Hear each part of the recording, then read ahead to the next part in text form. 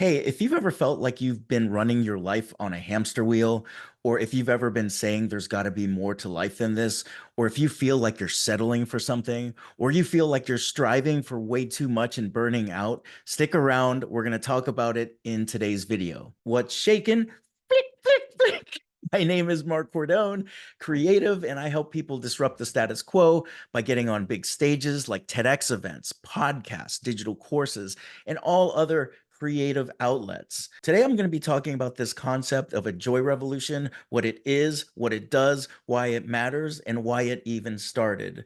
For me, a joy revolution is a big freaking deal because for the most part of my life, I had been leading one from the standpoint of the way to be happy is to make my family happy. My parents, immigrants from the Philippines, came to the United States. They met each other there. They became medical doctors.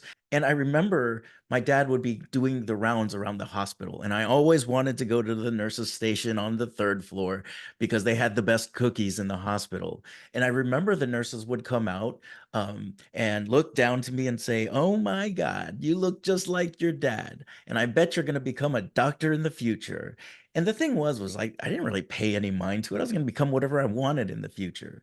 But here I was in college years later striving and striving, living in the library and missing parties and friends, and even like my hallmates, I was disconnected from them. But you know what? I was a neuroscience major who was going to go to a medical school. I got dean's list. And if I make these sacrifices in the here and now, in the future, I will be joyful, even though I'm not joyful here and now, right? And then later on in life, I was like, okay, like I've got the public health degree, neuroscience, all that stuff.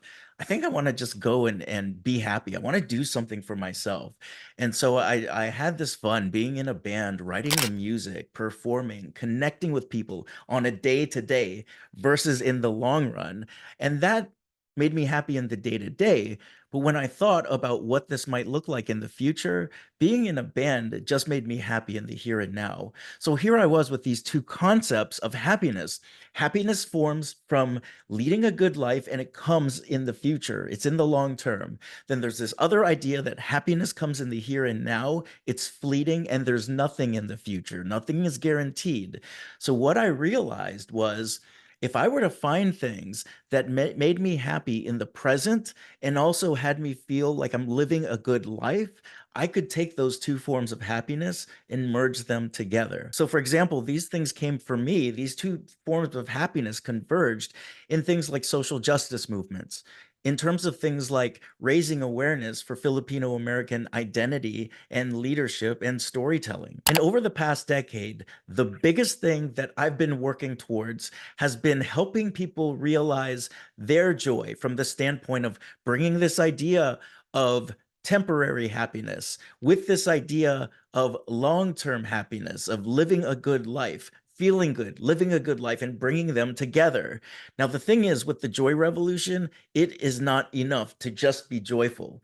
We take that joy and use it as a leadership skill for positive social change. And how do we do that? Through creativity.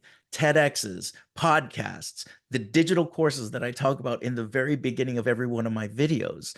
So this course is a course for people who, are like me. When I was in grad school, I put on a certain mask. I was all grad school like, but then when I went and played shows, I put on another mask. And the next thing I knew, I was wearing so many masks that I had no idea who I was anymore. The Joy Revolution resets that. Another thing that I wanted to address is the fact that every day is not the happiest of days. We go through our ups and downs and all arounds, and what could be built in to help me with resilience. So I went and took the research from that. I threw that in the Joy Revolution as well. And from resilience, there is this idea that I wanted to interject into that as well to remind me that I don't have to go at this alone. There are people who can support me. There's people who I can turn to. There's people who are ready to grab my hand when I'm sinking in the quicksand and bring me up. This can all be done in community. You don't have to do it alone. So who is the Joy Revolution for? Well, let's bring it back to that triangle again, right? Those three little markers of what create a joy revolution. The first thing is a person who wants to elevate their sense of joy, short term and long term, right? That's where we start. The second thing being creativity. Creativity when it comes to human expression, personal expression, whether it be getting a TEDx talk or creating a podcast or creating a digital course. I myself am enrolled in the Joy Revolution, and I'm creating and writing a one-man show right now, a one-person show. And then finally is this idea of social change. Do you want to create a dent in the world and shift history for the better, even if it's one or two people at a time? Those things add up. All right, so here's what you can expect from the Joy Revolution course. Number one, it's a 9-week course. You come in, and it's a live course. You come in with a cohort of people, with a group, with a pod, and you as a group move through the entire course and graduate out. There's 6 classes over the 9 weeks.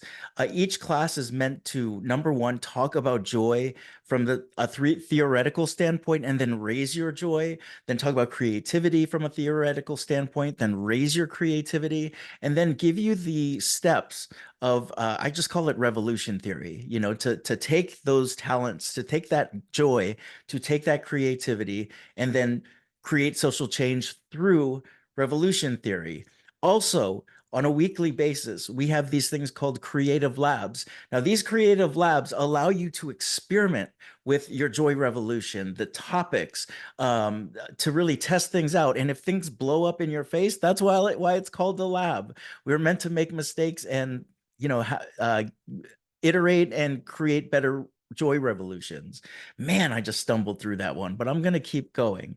Now, at the end of the Joy Revolution, what you can expect is for you to have your own Joy Revolution, whether it is you giving a TEDx on Filipino Americans, or you wanting to create cookies that make people happier, right? You can choose any route you want to create your own Joy Revolution. So here's the thing, the Joy Revolution course only comes out 3 times a year because it's live. And currently right now, we have signups for a wait list. If you want to go into the link in the description, click on the link, send me your email, and I'll send you the information on the Joy Revolution as soon as we open and are ready for enrollment. Until then, keep digging, and I'll see you in the underground.